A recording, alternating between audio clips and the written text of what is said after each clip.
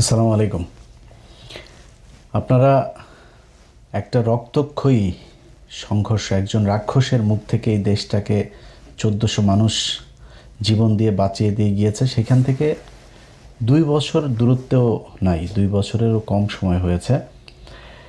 সেখানে দাঁড়িয়ে আপনারা যেটা করছেন, আপনারা এখন গুপ্ত সুপ্ত নিয়ে নিজেদের ভেতরে কামড়াকামড়ি করছেন, লুটপাট, তারপরে নিজেদের ভেতরে মারামারি যা আছে, বিএনপির ভেতরে বিএনপির জামাতের সাথে নানান ধরনের দ্বন্দ্ব এখন চলছে। অথচ কয়দিন আগে আপনারা একসাথে মার খেয়েছেন, একসাথে গুম হয়েছেন, একসাথে রিমান্ডে গিয়েছেন, একসাথে জেলখানায় থেকেছেন, একসাথে মশারি নিয়ে ধান খেতে ঘুমিয়েছেন। আপনারা সেটা ভুলে গিয়েছেন। অথচ আমরা যে কত ভয়ঙ্কর একটা পরিস্থিতির ভেতরে, কত বিপজ্জনক জায়গার ভেতরে এই দেশটা দাঁড়িয়ে আছে, এটা আপনাদেরকে অনুমান করার, বিবেক বুদ্ধি দিয়ে চিন্তা করার সেই শক্তি বোধহয় আল্লাহ আপনাদের দেয় নাই। এখনও ঘাড়ের উপরে নিঃশ্বাস ফেলছে সেই রাক্ষস। 2 দিন পরপরই বলে আসতেছি, খেয়ে ফেলবো, লিস্টিং করছি, কারা কারা করেছে। একজনও বাঁচতে পারবেন। আমি আজকে একজনের বিরুদ্ধে, আপনি আর আমার বিরুদ্ধে যেই কজন আছে, যারা এনসিপি বলেন, জামাত বলেন, বিএনপি বলেন, যারা পুলিশে এখন বিভিন্ন বড় বড় পদে এসে, কেউ কি বেঁচে আসতে পারবে এখান থেকে? যদি আওয়ামী লীগ আবার ইন্ডিয়ার সহায়তায় যদি বাংলাদেশে ঢোকে, আপনার মনে হয় একজন বাঁচতে পারবেন? আগে তো নিজের জীবন বাঁচাবেন, এরপরে লুটপাট করেন, গুপ্ত সুপ্ত বালছাল নিয়ে মারামারি করেন, যেটা পরে করেন। আগে দেশের স্বাধীনতাটা, সার্বভৌমত্বটাকে তো আগে ঠিক করে নেবেন, মেরামত করে, যে আমি এখন সিকিউর, এরপরে আপনি কামড়াকামড়ি করেন, খাওয়া দাওয়া করেন। আপনাদের অবস্থা দেখলে মনে হয় অ্যাজ ইফ আপনারা একটা স্বাভাবিক নির্বাচনের মধ্য দিয়ে আসছেন। 5 বছর পরে আরেকটা সরকার আসলে কী হবে? কিছুই হবে না। আপনার মাথায় রাখতে হবে, অন্তত যদি কমও হয়, তাও 20 বছর আপনাকে আওয়ামী লীগকে ক্ষমতার বাইরে রাখতে হবে। তার একটা মহাপরিকল্পনা আপনাদের করা উচিত ছিল, সেটা না করে আপনারা করছেন। আজকে যে বিষয়টা আপনাদেরকে বলবো, এটা বললে বুঝতে পারবেন যে কত ভয়ঙ্কর জায়গায়, কত বিপজ্জনক জায়গায় তারেক রহমানের জীবন, আপনাদের জীবন, আমাদের জীবন দাঁড়িয়ে আছে। তাহলে বুঝতে পারবেন। 20 তারিখ, এই 20 এপ্রিল আমি ফেসবুকে একটা পোস্ট করেছিলাম, বিমান বাহিনীর ভেতরে কিছু একটা হচ্ছে, তারপরে সর্বোচ্চ সতর্কতা জারি করা হয়েছে। তো আমি যতটুকু জেনেছিলাম, ওই দিন ভেতরে আমার যতটুকু সোর্স আছে তারা বলছে, ভাই খুব টান টান উত্তেজনা মনে হচ্ছে, এটা মানে খুব উপরের লেভেলের, এরকম 2-1 জন ছাড়া বোধহয় আর অন্য তেমন কেউ জানে না। আমি এরপরে জানার চেষ্টা করলাম।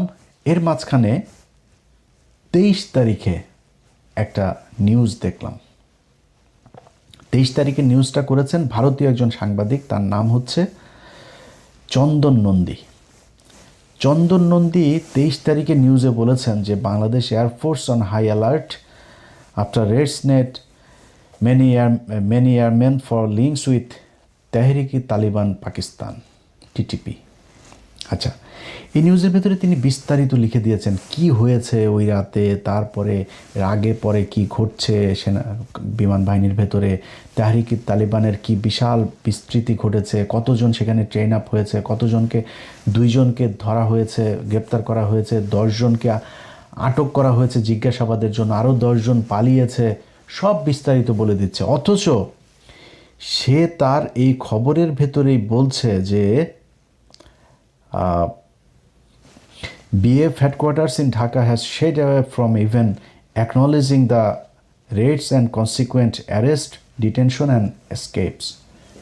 মানে ওর খবর, ওর এটার ভিতরে, আপনারা নর্থ ওয়েস্টের ওই পোর্টালে গেলে তারপরে দেখতে পারবেন, ওর খবরের ভেতরেই বলছে যে BF হেডকোয়ার্টার্স, মানে বাংলাদেশ এয়ারফোর্সের হেডকোয়ার্টার্স, এই ঘটনা নিয়ে শেড হয়ে তারা অ্যাকনোলেজিংও করছে না অ্যাবাউট কোনটা, অ্যারেস্ট, ডিটেনশন এবং এসকেপ।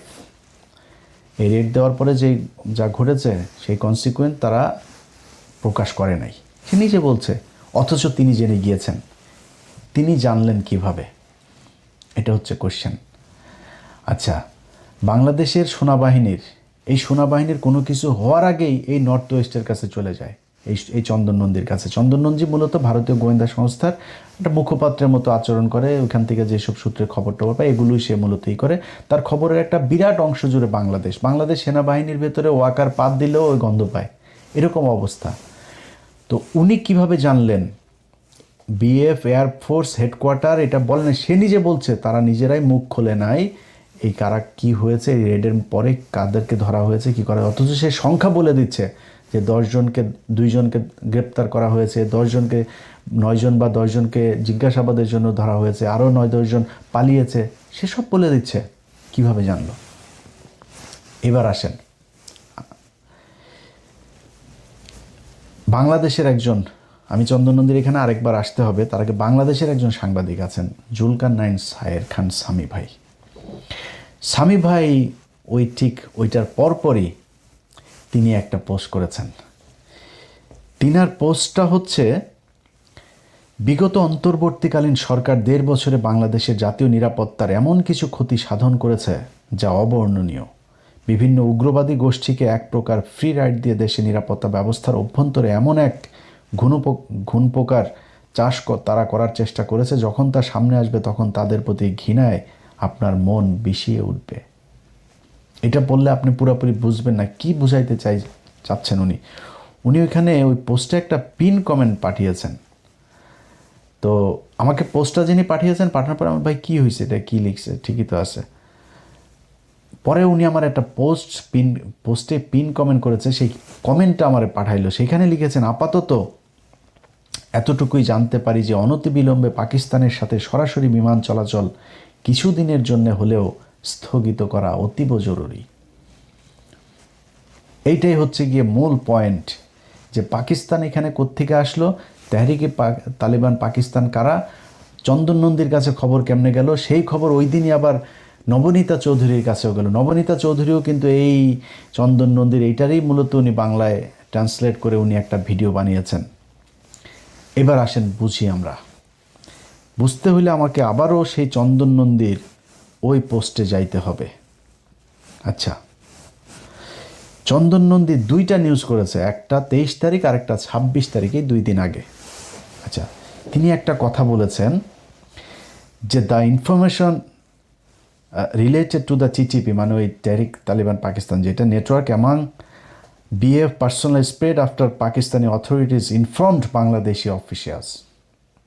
পাকিস্তানি অথরিটিজ মানে হয় গোয়েন্দা সংস্থা বা সরকার বা দূতাবাস, কোনো একটা পক্ষ বাংলাদেশ এয়ারফোর্সকে জানিয়েছে, অফিসিয়ালসদেরকে জানিয়েছে, পাকিস্তানের সরকার জানাইল। বুঝেন, কিন্তু খুব হিসাব করে বুঝেন। পাকিস্তানের সরকার বাংলাদেশ সরকারকে জানাইল, তেহরিকি তালিবান পাকিস্তানের লোক তোমার এয়ারফোর্সের ভেতরে আছে, তাদেরকে তাড়াতাড়ি ধরো। আচ্ছা, জুলকারনাইন সামি বলল যে পাকিস্তানের সাথে প্লেন যোগাযোগ তাড়াতাড়ি বন্ধ করো। আচ্ছা, পাকিস্তান থেকে তাহরিকে তালিবানের পাকিস্তানরা তাহলে বাংলাদেশে যে এয়ারপোর্ট এটা বন্ধ করার মানে কি? মানে হচ্ছে যে বন্ধ করলে এই যে ডিরেক্ট ফ্লাইটে তাড়াতাড়ি সব তাহরিকে তালিবান পাকিস্তানের লোকজন বাংলাদেশে আসতেছে, এই জন্য উনি চান তাড়াতাড়ি পাকিস্তানের সাথে বিমান যোগাযোগ বন্ধ হোক। এবার আমরা চলেন বুঝি তেহরিকি তালিবান পাকিস্তান এরা আসলে কারা। এটা বুঝলে আপনি বুঝবেন আসল ঘটনাটা কি। তেহরিকি তালিবান পাকিস্তান কয়েকদিন আগে 2টা ছেলে এদের সাথে গিয়ে যোগ দিয়েছিল, পাকিস্তানের মিলিটারির সাথে যুদ্ধ করেছে। একজনের নাম ফয়সাল, আরেকজনের নাম জুবায়ের।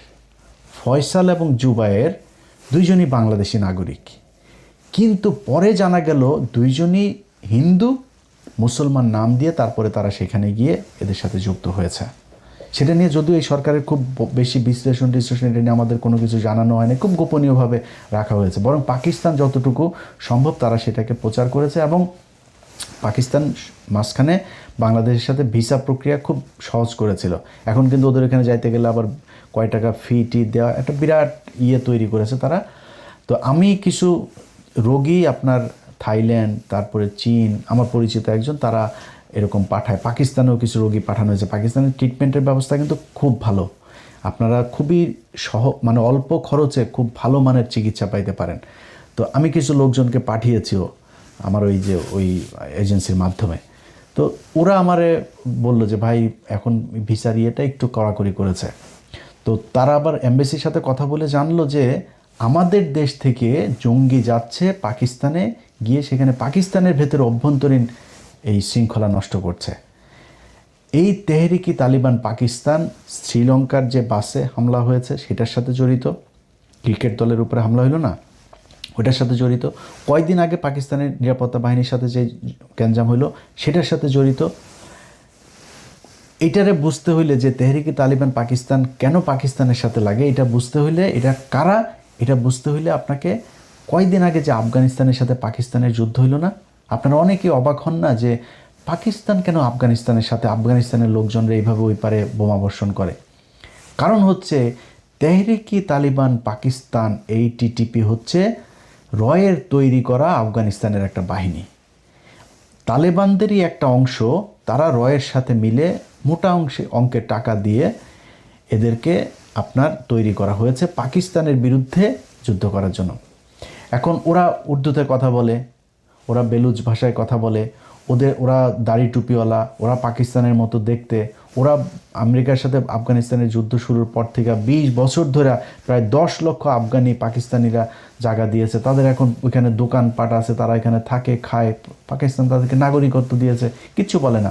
ওদেরকে দিয়ে পাকিস্তানের বিরুদ্ধে যুদ্ধ করাইতে খুব সুবিধা হয়। এই জন্য এদেরকে ট্রেন আপ করেছে, করে তারপরে তাদের সাথে যুদ্ধ করায়। আপনারা এই পর্যায়ে এইটুকু বুঝেন যে তেহরিকি তালেবান পাকিস্তান টিটিপি হচ্ছে পাকিস্তানের রাষ্ট্রের বিরোধী একটা জঙ্গি সংগঠন। এই যে মাঝে মধ্যে বোমা টোমা ফুটাটাই এরা ফুটায়, এরা ওদের বিরোধী। যেই কারণে পাকিস্তানের সরকার বাংলাদেশ সরকারকে বলেছে যে তোমরা তাড়াতাড়ি তৎপর হও, এই তেহরিকি তালিবান পাকিস্তান এটা রয়ের সংগঠন, এরা তোমাদের ভেতরে ঢুকেছে।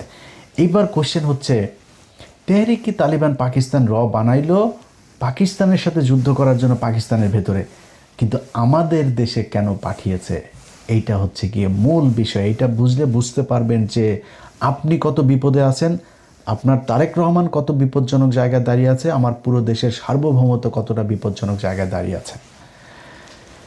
বাংলাদেশের এই এয়ারফোর্সের ভেতরে তাদের এইটা ঢুকানোর পেছনে গেল 6 মাস ধরে তারা কাজ করছে। আপনারা এই ওর আর্টিকেলটা পড়লেই সব দেখতে পারবেন। সেখানে 6 মাসেরও বেশি সময় ধরে তারা কাজ করছে। আপনার জহুরুল ইসলাম যে এয়ারবেজ আছে চিটাগাংয়ে, সেখানে মসজিদের ইমামকে এই তেহরিকি তালিবান পাকিস্তানের একজন এজেন্টকে ঢোকানো হয়েছে, মসজিদের ইমাম সে। এখন বাংলাদেশকে কেন টার্গেট করা হলো সেটা বুঝতে কয়েকদিন আগে ভারতের আরেকজন সাংবাদিক আর একজন সেনাবাহিনীর কর্মকর্তা, রিটায়ার্ড একজন কর্মকর্তা, দুইজন একটা কথা বলেছিল যে তারেক রহমান ভারতের সাথে যে কথা দিয়ে বাংলাদেশে ঢুকেছিল লন্ডন থেকে, সেই কথা তারেক রহমান শুনছেন না। এটা কিন্তু সত্যি কথা।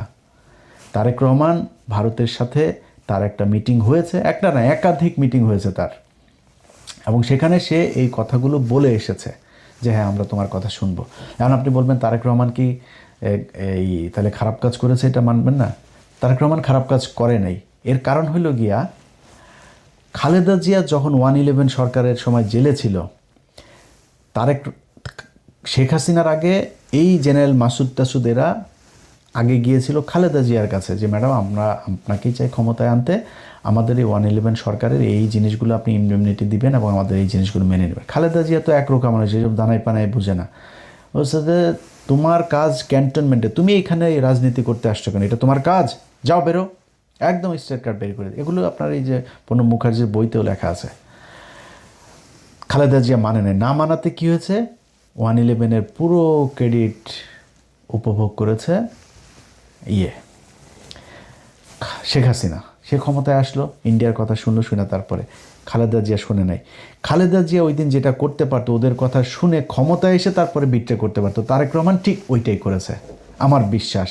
তারেক রহমান তাদেরকে বলেছে হ্যাঁ ঠিক আছে আমরা এইভাবে, কী চেয়েছে ভারত চেয়েছে, মানে আমি কেন বলছি যে তারেক রহমান ঠিকটাই করেছে সেটারও প্রমাণ দিচ্ছি আপনারা। ওই সাংবাদিক এবং রিটায়ার্ড অফিসার দুইজনই একটা কথা বলেছিল, তারেক রহমান কয়েকটা জিনিস এই ভারতের কাছে কথা দিয়েছিল। এক, আওয়ামী লীগকে স্বাভাবিক রাজনীতিতে ফিরতে দিতে হবে, শেখ হাসিনাকে ফিরিয়ে নিতে হবে, তাকে আটক করা যাবে না। তারপরে সেভেন সিস্টারের যে বিচ্ছিন্নতাবাদীগুলো আছে এগুলো ভারতের সাথে মিলে একসাথে কাজ করতে হবে তাদেরকে নিশ্চিহ্ন করার জন্য, নির্মূল করার জন্য। এবার বলেন তারেক রহমান সেটা শুনেছে কি না, শুনবে কি না, মানে আমি কেমনে বলবো যে তারেক রহমান ভারতের কথা শুনে নাই, বিট্রে করে নাই? এই সাংবাদিক এবং এই রিটায়ার্ড অফিসারই বলেছে তারেক রহমান ভারতের কথা শুনছে না। এখন শুনছে না কেন, যে আসলেই এটার প্রমাণ কি? 111-এর মাসুদকে ধরা হয়েছে, মামুন খালেদকে ধরা হয়েছে, খালেদ মামুন, এই যে মামুন খালেদ আপনার ডিজিএফআই চিফ ছিল, যে ডিজিএফআই ডিরেক্টর আরেকটারে ধরা হয়েছে, 4-5 জনের ধরা হইলো না? আপনার কি মনে হয় ভারত কোনো দিন তারেক রহমানকে এটাতে সাপোর্ট দিচ্ছে বা তারেক রহমানের এটা মেনে নিচ্ছে? ভারত মেনে নিচ্ছে না, কিন্তু তারেক রহমান সেটা করেছে। আচ্ছা, আইপিএলের খেলা বাংলাদেশে নিষিদ্ধ করেছিল ইউনূস সরকার, তারেক রহমান সেটা বহাল রেখেছে। এটা আপনার মনে হয় ভারতের কোটি কোটি ডলার খরচ মানে অপচয় হয়েছে, এটার কারণে লস হয়েছে? তারপরে আওয়ামী লীগের কার্যক্রম নিষিদ্ধ তো ছিল, ওইভাবে থাকতো, আইনে পরিণত করার দরকার আছে, তারেক রহমান সেটা করেছে। অনেক কিছুই আপনারা দেখছেন উপরে উপরে যে না মনে হচ্ছে ভারতের সাথে দিয়ে, ভারতের বাংলাদেশের পররাষ্ট্রমন্ত্রীকে যেতেই হবে, তার সাথে কি আমরা ডিপ্লোমেসি ডিসকানেক্ট করেছি নাকি? তো তার চেয়ে হইতেই হবে, তার এখানে যাইতেই পারে কিন্তু ভেতরে ভেতরে যেটা করার তারেক রহমান কিন্তু সেটাই করছে। এই কারণেই আমার যে সূত্র, সেই সূত্র আমাকে যেটা জানিয়েছে যে তারেক রহমানকে হত্যা করে তারপরে দেশের ভেতরে একটা অস্থিতিশীল পরিস্থিতি তৈরি করবে, কিন্তু তারপরে সরকার আবার ক্ষমতায় আসবে বিএনপি। তারেক রহমানের এই যেই শেষ কৃত্যের যে অনুষ্ঠান, দাফন কাফন যা যা হবে, এই দাফন কাফনের সময় বিশাল আকারে রাষ্ট্রীয় শোক টোক দেওয়া হবে। তারেক রহমান এই জাতির বিশাল এক কিছু ছিল, সব কিছু বলা হবে। বিএনপির নেতারা কান্নাকাটি করে পায়জামা ভিজায় ফেলবে, সব হবে। কিন্তু বিএনপির যে দ্বিতীয় সারির যেই নেতারা বিএনপির হাল ধরবে, ক্ষমতায় আসবে, সেই ব্যক্তিরা হচ্ছে গিয়ে তারেক রহমান যা করছিলেন তার ঠিক উল্টাটা করবে।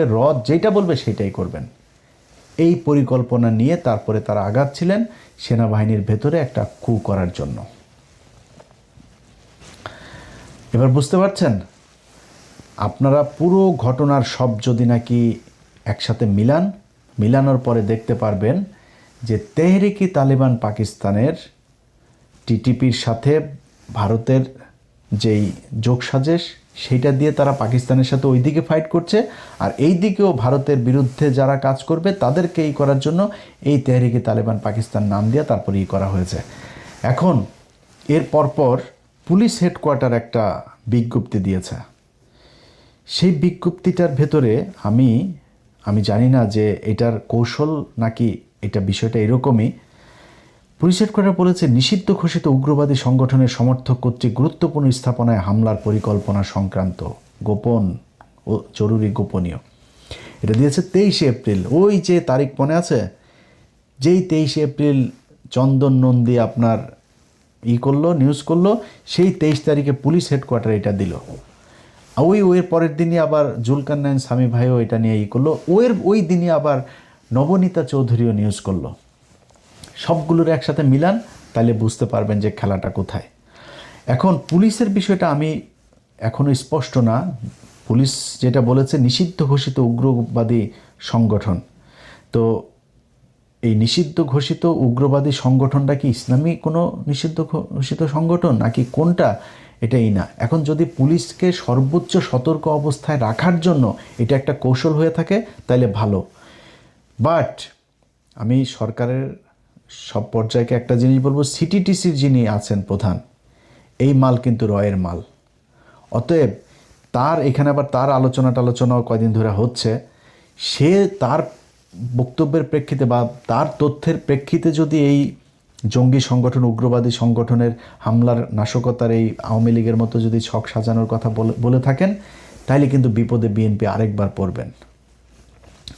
আপনারা আব্দুর রহমান, বাংলা ভাই, এই খালেদা জিয়া তাদেরকে বিচার করেছে, এই খালেদা জিয়ার সব জঙ্গিদেরকে ধরেছে, অথচ সেই জঙ্গির সব আপনার কনসিকুয়েন্স পোহাইতে হয়েছে কাদেরকে? এই তারেক রহমান আর খালেদা জিয়াকে। বিএনপি এখন পর্যন্ত আমেরিকায় নিষিদ্ধ আপনার জঙ্গি সংগঠন, সন্ত্রাসী সংগঠন। তো আপনাদের যদি নাকি এখন এই মুহূর্তে যদি এই জঙ্গিদের নাম দিয়ে যদি আপনারা অভিযান পরিচালনাও করেন, না করে যদি সেইটারে নির্মূলও করেন, এটা যদি অ্যাকনলেজ করেন যে হ্যাঁ আমরা এটা মেনে নিলাম এই দেশে জঙ্গি আছে এবং আমরা জঙ্গি মারছি, এটাও কিন্তু আপনাদের বুমেরাং হবে। মানুষ জানবে, পৃথিবীর অন্য দেশগুলো, বিদেশিরা জানবে যে বাংলাদেশে এই যে এতদিন ভালো ছিল, এখন তারেক রহমান আসার পরে এই যে জঙ্গি আবার বেড়ে গিয়েছে। সো আপনাকে সরাসরি স্বীকার করতে হবে তারেক রহমান যে আপনার শত্রু কারা।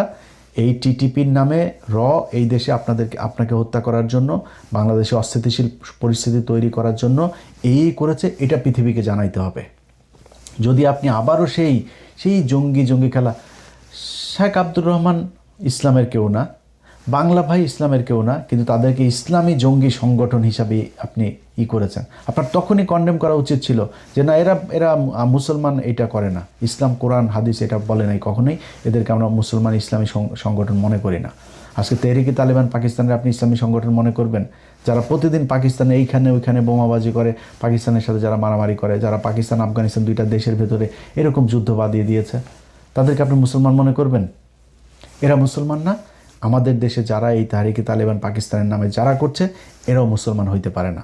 এটা আপনাকে সরাসরি বলতে হবে যে যুদ্ধ যদি করেন, সেই 10 ট্রাক অস্ত্র মামলার দিন যারা কিনা, যেই পুলিশের সার্জেন্ট হোক, টিআই হোক আর যেই হোক, এই অস্ত্র যারা ধরেছিল, সেই অস্ত্র তাদেরকে নাই করে দেওয়া উচিত ছিল।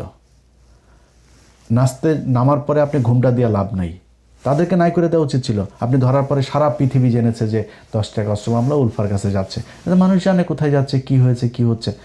আজকে আপনি যদি নাকি আসলেই ভারতের সাথে খেলতে চান তারেক রহমান, আপনাকে প্রকাশ্যে ঘোষণা দিতে হবে এই দেশের প্রতিটা মানুষ আপনার জন্য জীবন দেওয়ার জন্য প্রস্তুত আছে। আমি ইলিয়াস হুসাইন বললাম, আমি নির্বাচনে আপনার বিরোধিতা করেছি, সামনের বার নির্বাচন হইলে সামনের বারও হয়তো আপনার বিরোধিতা করব। বাট যদি দেখি আপনি ভারতের কারণে কোনো সিকিউরিটি ইস্যুর মধ্যে আছেন, নিরাপত্তা ঝুঁকিতে আছেন, আপনার কোনো সহায়তা লাগবে, আপনার জন্য জীবন দিতে হবে, আমি বাংলাদেশের নাগরিক হিসাবে আমি সবার আগে আপনার জন্য জীবন দিতে প্রস্তুত আছি। আপনি বাংলাদেশের, আমরা একটা জেনারেশন তৈরি করেছি, যেই জেনারেশনের 18 কোটি মানুষ, খালি আওয়ামী লীগের এগুলো বাদে আর হিন্দুদের ভেতরেও একটা বিশাল অংশ এই ভারতের বিরুদ্ধে যুদ্ধ করার জন্য প্রস্তুত আছে।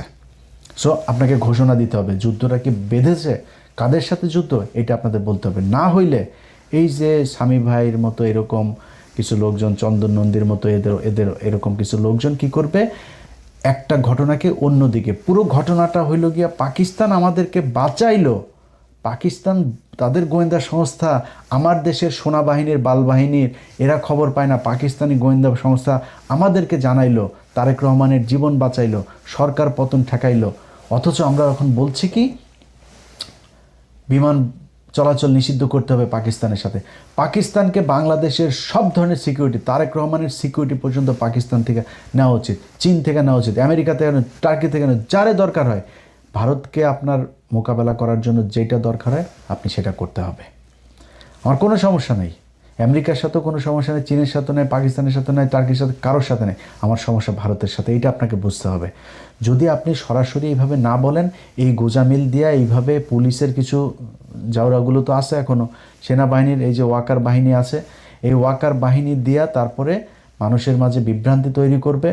পৃথিবীর কাছে আপনি যেটাই জানেন আর না জানেন, কিন্তু এই যে লেখালেখি, এই যে চন্দন নন্দীর যেই লেখা, তারপরে মিডিয়াতে যা আসবে, এই যে পুলিশের যে হেডকোয়ার্টার থেকে যেটা দেওয়া হলো, এটা কি প্রতিটা দূতাবাসে যায় নাই?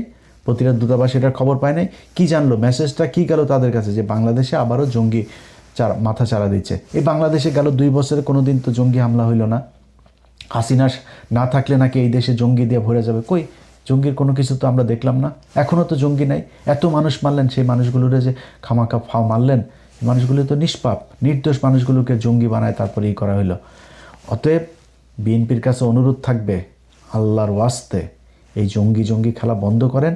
ভারতের সাথে যে যুদ্ধ করছেন এটা সরাসরি প্রকাশ করেন, সরাসরি প্রকাশ করে তারেক রহমান আপনি দরকারে আপনার যেই সিকিউরিটি দরকার, খালি এয়ার ডিফেন্সটা আপনি ঠিক করেন, এই দেশের মানুষ আপনাকে নিরাপত্তা দিবে। যদি খালি এটা আপনি প্রকাশ করতে পারেন যে ভারতের সাথে আপনি খেলছেন, মানুষ আমি ইলিয়াস বললাম, আমি প্রথম বিমানের টিকিট কাটবো যেদিন বুঝবো যে বিএনপি ভারতের সাথে লেগেছে। আল্লাহর কসম করে বললাম, আমি প্রথম ব্যক্তি হব বিদেশ থেকে প্লেনের টিকিট কেটে বাংলাদেশে ঢুকবো ইনশাল্লাহ। যাই হোক, সবশেষ যারা এই যে গুপ্ত সুপ্ত টুপ্ত এইসব নিয়ে গ্যাঞ্জাম করছেন, আপনাদের কাছে অনুরোধ থাকবে ভাই, দেশের অবস্থা কিন্তু ভয়ঙ্কর। আপনি এগুলি যদি বাদও দেন, দেশও যদি চালাইতে চান, এই যে তেলের যেই সংকট দেখায় দেয়া গেল, এটার কারণে কি একটা দুইটা জিনিস হবে? আপনার ফসল নষ্ট হয়েছে, পাট নষ্ট হয়েছে, ধান নষ্ট হয়েছে, ঝড়ে সারা দেশে কালবৈশাখী ঝড় চলছে, এটাতে ব্যাপক ক্ষয়ক্ষতি হয়েছে। সামনে খাদ্য সংকট দেখা দিবে। তেল আপনারা কতদিন এই বেশি দামে কিনতে তার কোনো ঠিক নেই। সামনে আপনি কার কাছ থেকে কে আপনারা তেল দিবে, কার কাছ থেকে নিতে পারবেন, কোন দিক থেকে কী করবেন, আপনার সেগুলির কোনটা কি ঠিক করা হয়েছে জানি না। ভয়ঙ্কর অবস্থা। আপনি বিরোধী দলের সাথে সুপ্ত গুপ্ত কারে নিয়ে একটা পোস্ট করছে, সেটা নিয়ে, আরে ভাই পোস্ট এগুলি আওয়ামী লীগের সারাদিন কাজ, এদের এগুলো নিয়ে এখন গ্যাঞ্জাম বাঁধানো। মনে করেন শিবিরের কেউ একজন করছে, কি হয়েছে রে ভাই?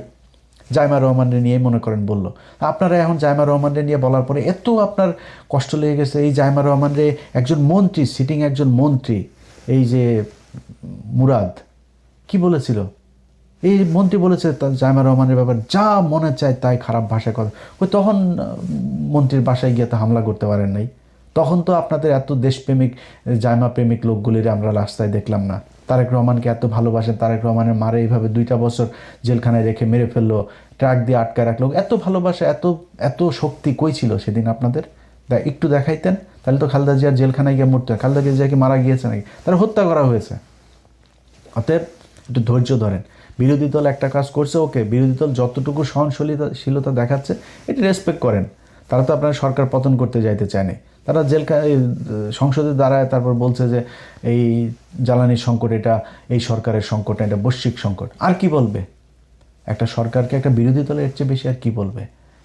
ধৈর্য ধরেন, খুব সাবধানে প্রতিটা স্টেপ ফেলতে হবে। আল্লাহ হাফেজ।